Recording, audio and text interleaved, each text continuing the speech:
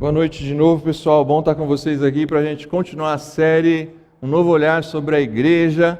Muito bom ter vocês. Se é a primeira vez que você está aqui no Movimento Radiação, seja muito bem-vindo. Um privilégio ter você aqui com a gente. Se é a primeira vez que você assiste essa live também, seja também muito bem-vindo. Muito bom ter você aí. Quem sabe um dia a gente tem você aqui com a gente. A gente está na série Um Novo Olhar sobre a Igreja.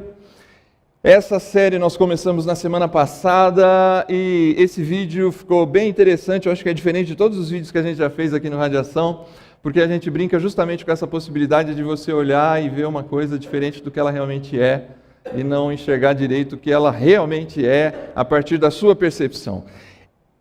Semana passada nós falamos que esse novo olhar sobre a igreja é um olhar de espalhar o amor. Nós precisamos, como pessoas que decidem viver algo que é chamado de igreja, espalhar o amor para outras pessoas. Hoje a gente vai falar sobre um outro aspecto e eu queria começar por aqui. Essa palavra que está aí, não sei se está conseguindo ler, xenofobia, é um dos principais problemas no mundo hoje. Se tem um problema grave no nosso mundo hoje, por vários motivos, potencializado pela pandemia, potencializado pelas polarizações políticas em todo o mundo, é a questão da xenofobia. A xenofobia hoje é um problema global. Nós vivemos um tempo xenofóbico.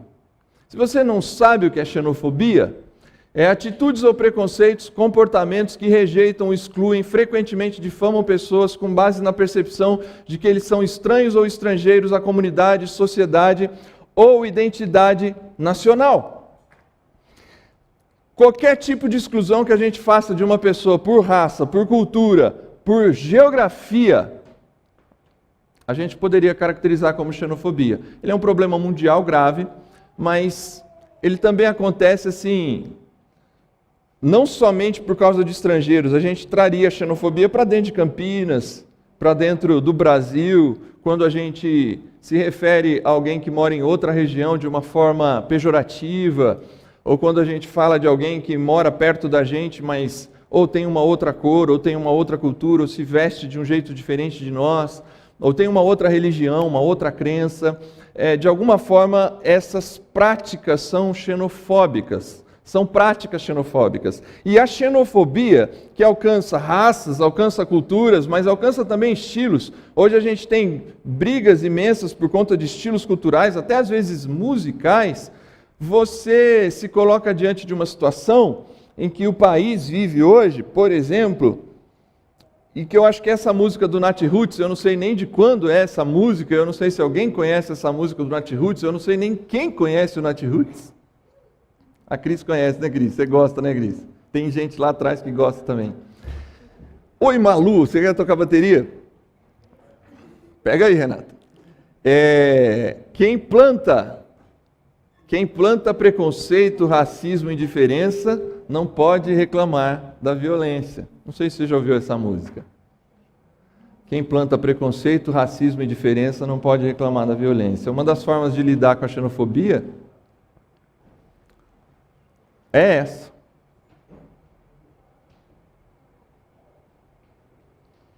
E eu não conheço Nat Roots, eu não tenho nenhum profundo conhecimento sobre Nat Roots para falar, e também não quero julgar a música, mas eu não preciso ser muito inteligente, e nem você, para perceber que a proposta desse trecho da música do Nat Roots, ele está dizendo assim: agiu com preconceito, racismo e indiferença, aguenta a violência.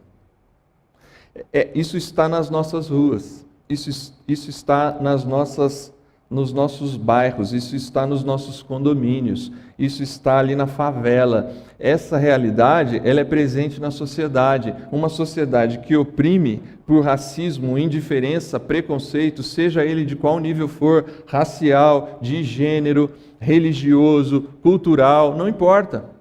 Porque, beleza, a gente pode ter diferenças de opiniões em relação a esses 4 assuntos, futebol e tantos outros, política, mas violência gera violência, e essa é a proposta, talvez, dessa música. E eu, de novo, repito pela última vez, não estou julgando Nat Roots, não os conheço, não conheço a obra deles, mas eles retratam, no mínimo eles retratam uma fotografia da nossa sociedade. Quem planta preconceito, racismo e indiferença não pode reclamar da violência. Só que aí eu fui buscar um dos caras que talvez tenha mais motivo para cantar essa música. Um dos caras no mundo que tenha mais motivo para cantar essa música e agir dessa forma, que chama Desmond Tutu. Não sei se você conhece. Se você não conhece o Nat Roots, talvez você conheça o Desmond Tutu. Não sei quem conhece o Desmond Tutu. Desmond Tutu é amigão do Nelson Mandela. Nelson Mandela você conhece. Nelson Mandela foi prisioneiro na África do Sul por muitos anos e lutou fortemente contra o apartheid na África do Sul. E o Nelson Mandela decidiu fazer uma luta pacífica. Em vez de pagar violência com violência, porque os negros na África do Sul sofriam o processo de apartheid, escolas diferentes, ônibus diferentes, bebedouros diferentes, a relação era apartada, era separada, o preconceito era presente assim, visível na sociedade. Nelson Mandela é um dos ícones dessa luta e ele luta esta batalha de forma pacífica. E pacificamente ele vai preso. E um dos caras que o acompanham nesse processo se chama Desmond Tutu. O Desmond Tutu é um pastor. Ele é arcebispo da igreja anglicana na África do Sul. E o Desmond Tutu, ele ficou mundialmente conhecido para quem gosta do YouTube. No show 360 graus. Não sei quem assistiu o show 360 graus do YouTube. Mas ele tem um discurso dentro do show 360 graus que o mundo inteiro viu. As mesmas pessoas que marcharam pelos direitos civis nos Estados Unidos são as mesmas pessoas que protestaram contra o apartheid na África do Sul, que são as mesmas pessoas que trabalharam para a paz na Irlanda, que são as mesmas pessoas bonitas que eu vejo quando olho em volta deste lugar hoje à noite em 360 graus, no show do YouTube. Nós somos aqueles povos, nós somos a mesma pessoa, porque nossas vozes foram ouvidas por milhões de nossos irmãos e irmãs que estão vivas graças ao milagre dos remédios da AIDS e remédios contra a malária. Quem assistiu o show do YouTube lembrou agora. Ele faz assim. Eles serão os médicos, eles serão os enfermeiros, eles serão os cientistas que vão viver para resolver grandes problemas. Sim, há muitos obstáculos. Claro, sempre há bloqueios na estrada do caminho da justiça. Mas Deus vai colocar um vento na nossa volta e uma estrada que vai em frente se trabalharmos com os outros como um.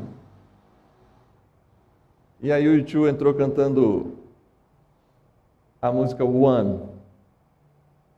Vale a pena se assistir.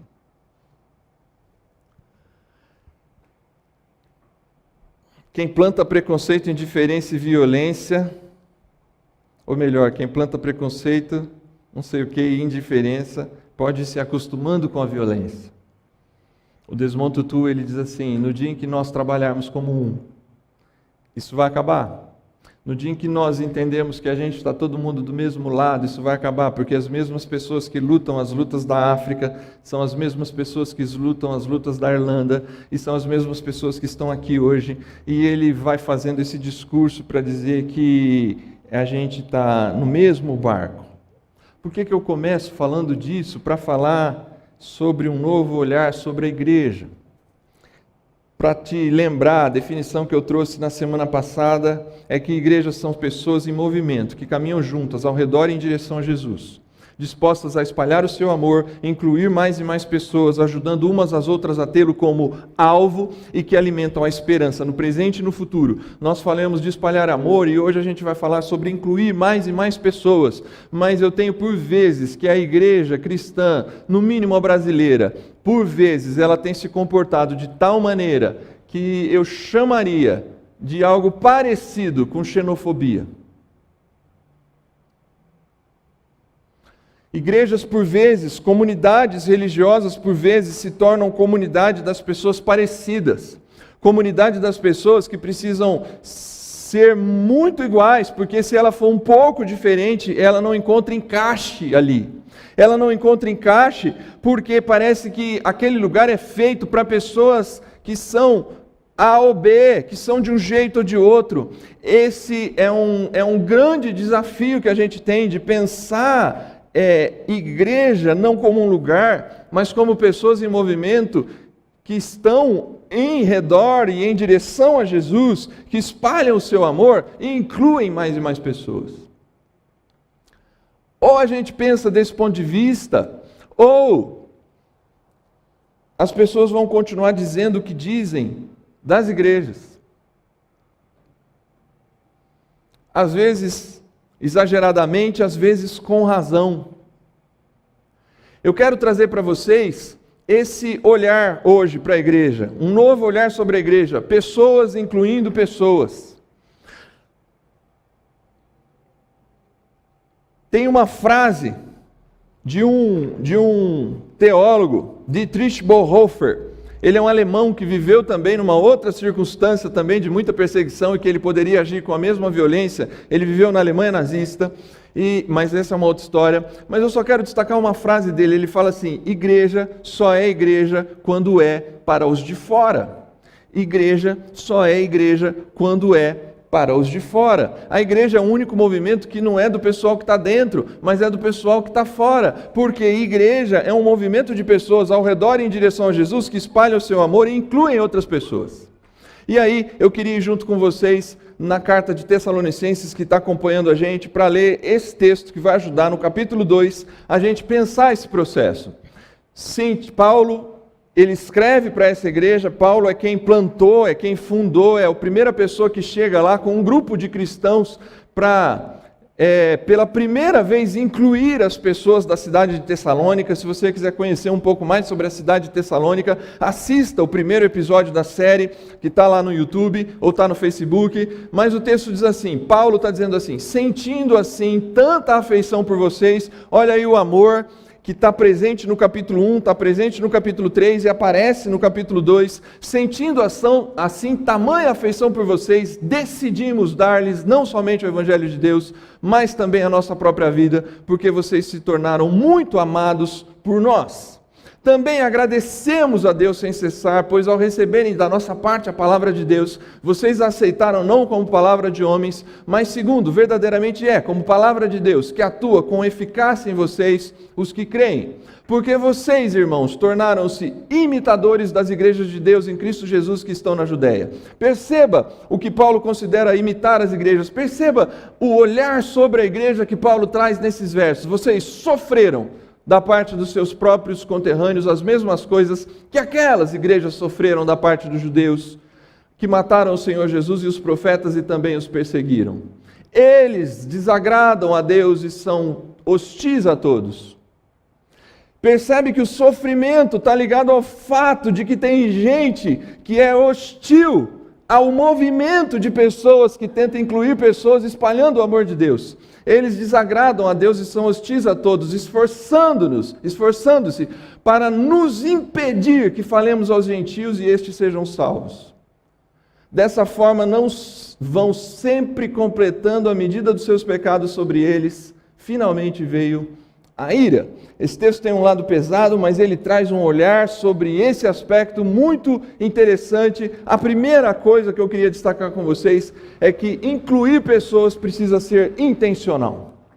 O texto começa dizendo assim: a gente tem tamanha afeição por vocês que a gente decidiu dar a vocês não somente o Evangelho, mas a nossa própria vida. Perceba que é uma decisão, gente. Paulo, ele não diz assim: olha, paciência, estava passando por Tessalônica. Ele decidiu intencionalmente entrar na cidade. Ele decidiu intencionalmente levar a boa notícia de Jesus para essas pessoas. Ele decidiu intencionalmente amar essas pessoas. E intencionalmente ele dá mais do que o Evangelho, ele oferece a própria vida. Se você se considera pessoas em movimento, ao redor e em direção a Jesus, espalhando o amor, você precisa pensar que a gente tem que intencionalmente incluir mais e mais pessoas. Porque, como disse o Paulo pai da Paula, meu sogro. No mundo em que vivemos, a necessidade está muito grande. Do dia em que a gente começa a perceber isso de forma mais clara e se envolver com pessoas que precisam, que talvez não sabem exatamente o que precisam, mas quando a gente decide, eu e minha esposa, intencionalmente viver de tal forma que alcance pessoas, a gente começa a perceber e a notar que a xenofobia, por vezes, ela é fruto sim de um preconceito, porque você não conhece as pessoas. E ao não conhecer as pessoas, você taxa as pessoas de um jeito, e a gente afasta as pessoas, como se a gente dissesse assim: tais pessoas, em tais situações, por conta de tais problemas ou dificuldades, elas nunca vão se aproximar de Deus. Mas isso é muito mais fruto do nosso preconceito do que da realidade em relação às pessoas. Essa semana, nosso pessoal da área técnica aí tem feito um teste numa plataforma que chama Twitch. E parece que está rolando as lives do Radiação quase 24 horas por dia no Twitch.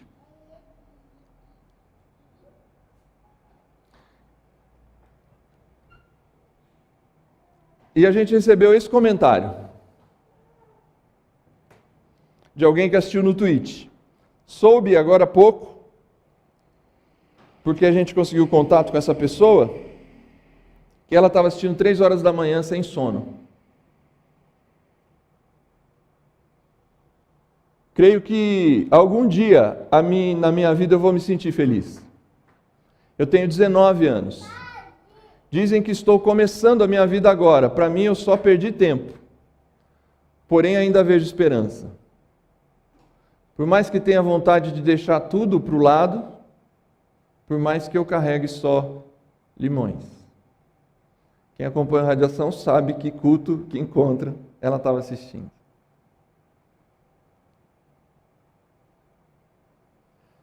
Gente, essa é uma pessoa de 19 anos de idade, faz faculdade em Minas Gerais, e por causa de uma decisão intencional de testar uma plataforma que a gente nem sabe se vai ter audiência, provavelmente nessa madrugada só ela estava assistindo. Mas ou a gente decide intencionalmente ir até as pessoas, ou pessoas próximas de nós estão morrendo. Esse é um exemplo, eu poderia dar tantos outros, mas eu destaquei esse porque esse chegou para a gente essa semana, de alguém que a gente não conhece, mas que foi atingida pelo fato de que alguém decidiu expor o Evangelho, a boa notícia, e ela diz assim: eu estava desesperada, porque a gente recebeu outras mensagens dela já, hoje eu fiquei sabendo, mas aquela madrugada, as palavras me alcançaram de tal forma que eu me senti bem.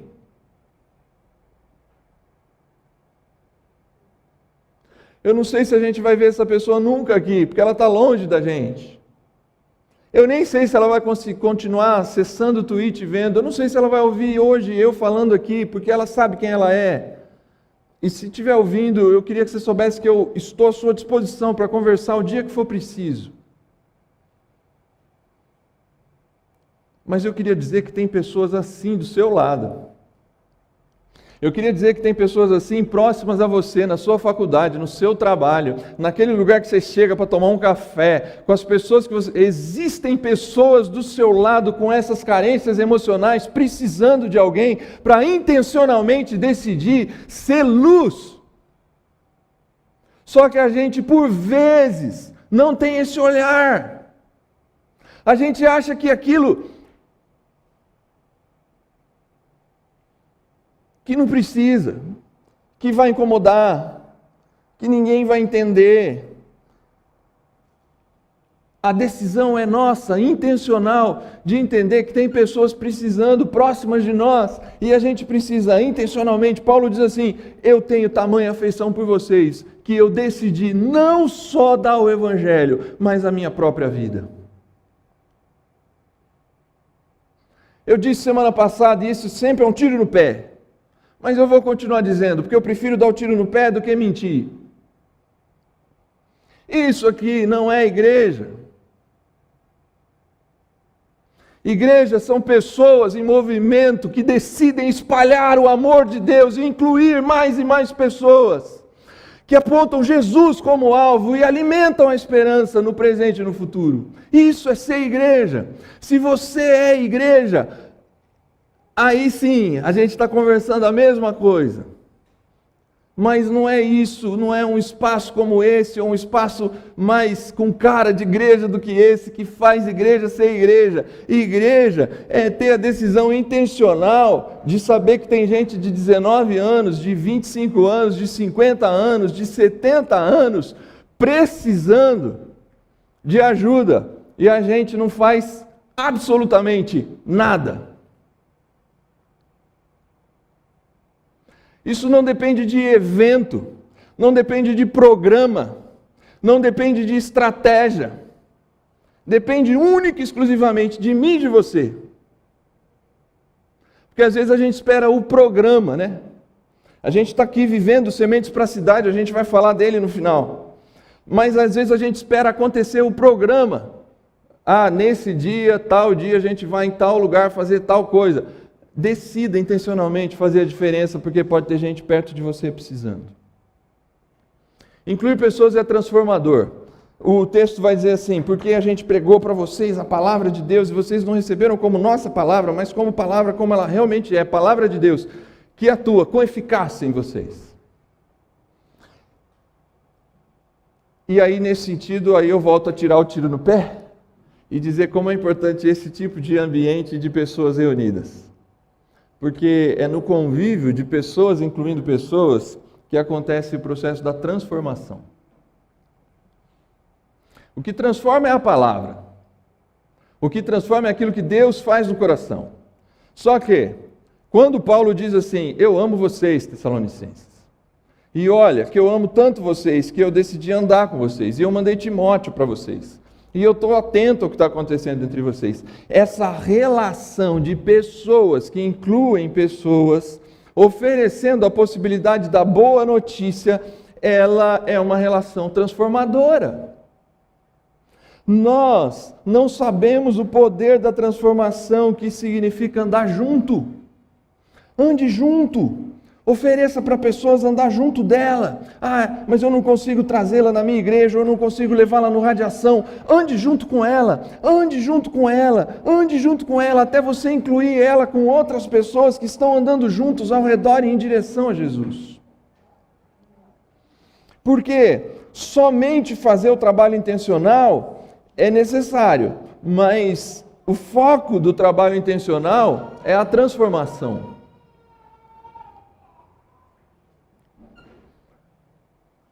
E por fim, gente, para a gente concluir aqui, incluir pessoas é a própria identidade da igreja. Lembra lá, eu até destaquei enquanto lia. Parece que Paulo estava preocupado se o pessoal que ficou lá, que foi incluído, né? O amor de Deus chegou até eles, eles foram, Deus ama Paulo, ama os amigos de Paulo, Paulo sentindo esse amor espalha. Lembra, semana passada a gente falou que o amor é uma corrente. E Paulo oferece esse amor para essas pessoas e essas pessoas começam a amar os gentios da cidade. E Paulo está preocupado assim, será que eles estão conseguindo ser igreja? E aí Paulo vai dizer assim, olha, tem gente entre vocês que não entende a identidade da igreja. Gente entre vocês que são hostis a todas as pessoas. E elas afastam todas as pessoas. E é como se elas não quisessem, elas nos impedissem de falar aos gentios e estes fossem salvos. Paulo está falando aqui exatamente da identidade da igreja. Se o amor de Deus é o que motiva e dá razão para a gente fazer o que faz, a identidade primária daquilo que a gente podia chamar de igreja é apresentar a boa notícia de que em Jesus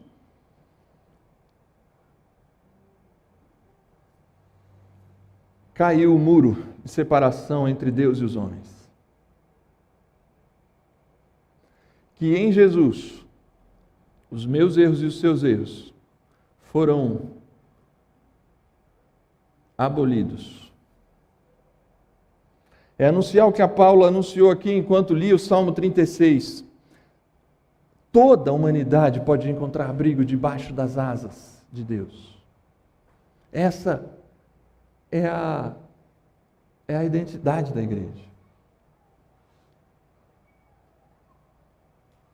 Olha, se eu não alcancei você com Nat Roots, se eu não alcancei você com o Desmond Tutu e com o Nelson Mandela, se eu não alcancei você com o U2, eu ouso dizer que você conhece esse cara. O Po, mais conhecido como Kung Fu Panda. Não vou pedir para levantar a mão que eu estou com medo, mas eu acho que todo mundo assistiu pelo menos um Kung Fu Panda.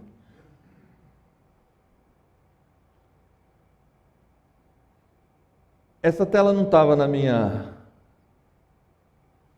minhas telas, mas eu fui alcançado por ela hoje à tarde, na hora que estava almoçando. Meus filhos quiseram assistir o Kung Fu Panda 2.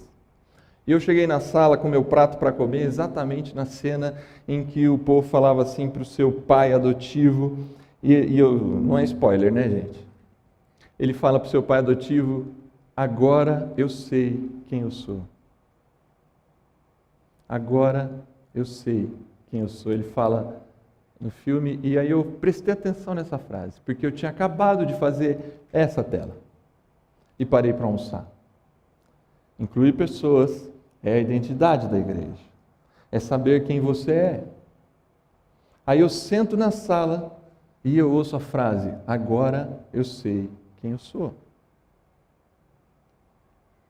E aí ele fala assim: eu lembrei de onde eu venho.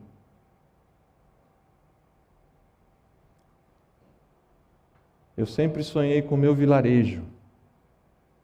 O Po, para resumir, o Kung Fu Panda, ele descobre quem ele é, ele se conecta à sua identidade no dia em que ele se conecta à lembrança mais primitiva que ele tem de quem ele é.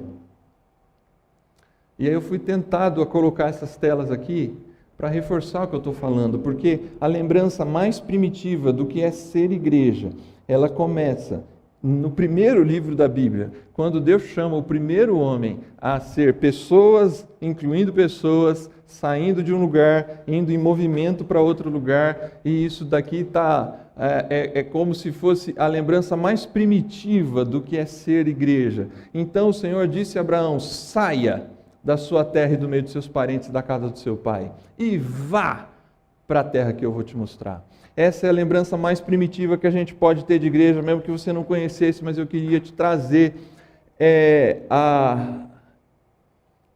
eu queria que você soubesse que a lembrança mais primitiva da ideia de igreja na Bíblia, ela está presente nesse texto: saia e vai. É a primeira recomendação. Pessoas em movimento em direção e ao redor de Jesus. Porque esse cara aqui vai ter um grande povo e dele vai nascer um descendente, que lá na frente a gente vai entender que é Jesus. Farei de você um grande povo e o abençoarei. Por meio de você, todos os povos da terra serão abençoados. Eu queria que você lesse com bastante atenção, porque essa é a identidade mais primitiva da igreja. Eu vou abençoar vocês.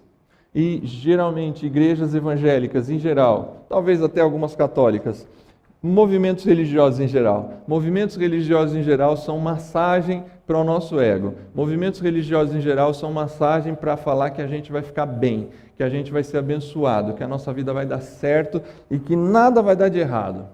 E isso é uma verdade, só que ela é metade da verdade. Porque esse abençoar, por vezes, passa lá por aquela identidade de uma igreja que sofre, mas essa é uma outra história. Mas ela é uma verdade. Seguir a Deus, aceitar o desafio de sair, é um desafio de bênção. Só que essa é a metade da verdade. A outra metade da verdade é que por meio de você, todos os povos da terra serão abençoados. Essa é a identidade mais primitiva da igreja.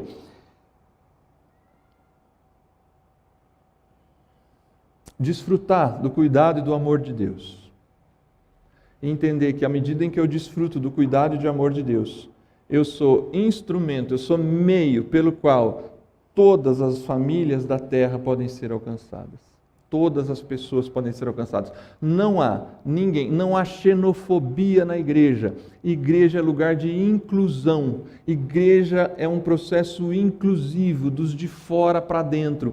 porque a igreja só é igreja quando é para os de fora, na medida em que eu fui chamado para ser abençoado, mas ela não pode parar aqui. Eu preciso ser bênção, eu preciso ser luz, eu preciso ser referência e eu preciso incluir mais e mais pessoas. O desejo de Deus, o dono desse negócio, é que todos os povos da terra, todas as pessoas, todas as etnias, todas as culturas fossem alcançadas.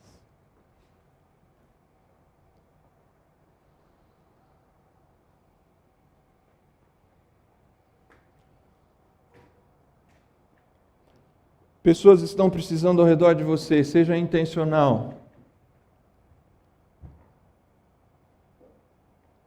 Essas pessoas precisam de pessoas que as acompanhem e as inclua, porque é somente convivendo e conhecendo o amor, a graça de Deus, que elas sofrerão o processo de transformação na medida e no tempo que Deus quiser. E essa é a nossa identidade básica. Essa é a nossa identidade básica.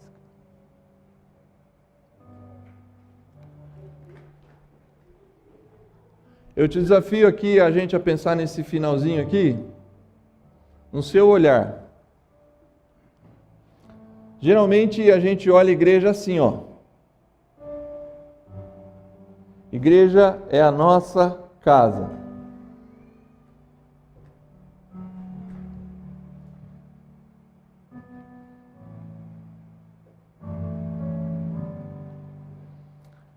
Igreja como casa é o ambiente da segurança.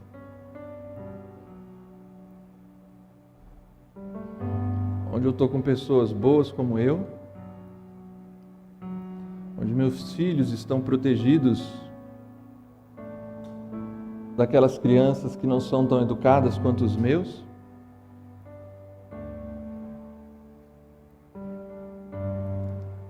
Igreja é o ambiente da intimidade dos iguais. Na casa de vocês, quem mora lá e quem convive lá muito porque é parente próximo e está sempre lá com vocês, sabe a hora de ir para a mesa, sabe como a mesa vai ser montada, sabe o cheiro da casa. Aqui aconteceu um negócio que não acontece muito hoje, né?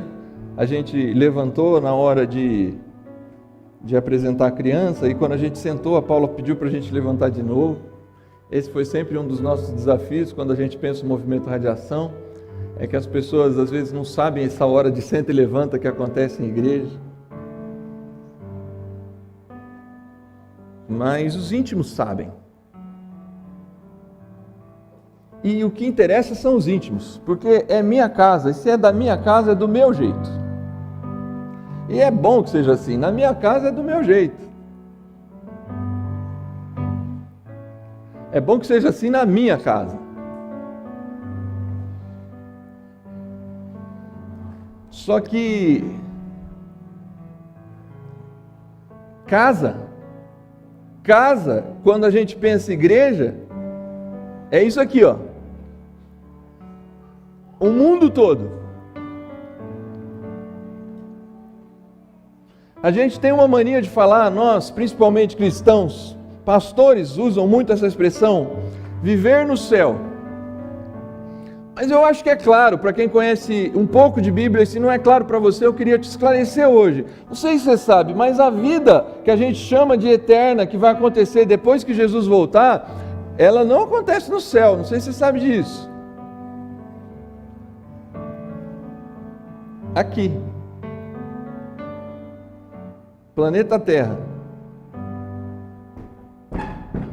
Chão, árvore, cidade, gente, isso aqui é a nossa casa. Isso é a nossa casa. Ah, mas o mundo isso e aquilo, verdade, o mundo isso e aquilo, mas o mundo foi criado por Deus. Deus amou o mundo de tal maneira que Ele deu Jesus, o seu único Filho, por amor a esse negócio aqui. Porque o dono dessa casa, o Criador dessa casa que colocou a gente dentro dela para viver aqui, rodando, dias frios, dias quentes, chuva e sol, praia e campo, trabalho e descanso, noites gostosas e noites tristes, dias e manhãs agradáveis e dias e manhãs que a gente não quer sair da cama. Essa é a nossa casa. E ou eu olho para a igreja como a minha casa, ou eu olho para a igreja como a casa de Deus. E se é a casa de Deus, eu sou família de Deus.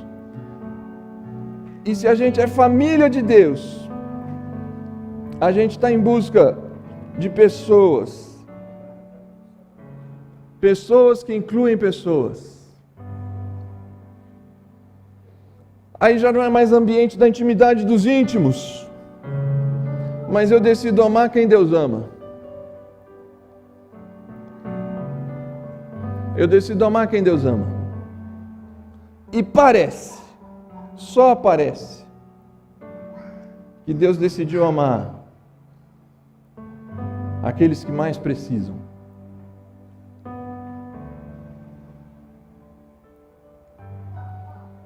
E aí a gente carrega a boa notícia que Jesus derrubou muros e paredes. E agora já não é mais uma família. E agora só não são mais as pessoas que se vestem como eu ou pensam como eu. Agora não são mais somente as pessoas que cresceram nos mesmos ambientes que eu. Agora não são mais as pessoas que conseguem entender toda a lógica da religiosidade.